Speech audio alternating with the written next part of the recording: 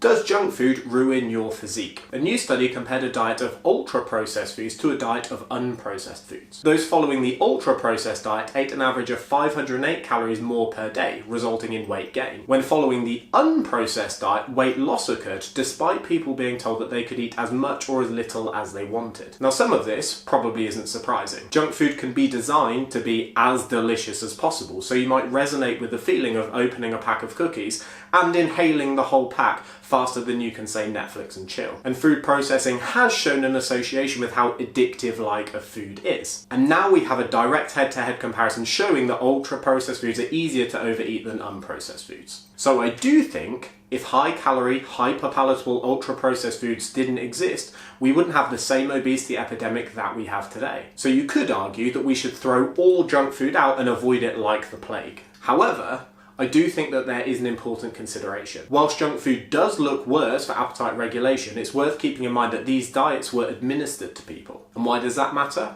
Well, it eliminates the factor of free choice. In the real world, most people have a degree of choice over wide food selection, whereas in this study, food was administered to them without that choice. And why does that matter? Well, completely eliminating food and viewing it as prohibited or acceptable, bad or good, has been theorised to make your diet harder to stick to in the long term. You know, perhaps someone makes a conscious decision to strictly avoid all added sugar, but then finds a voice whispering in the back of their head, Haribo, Haribo.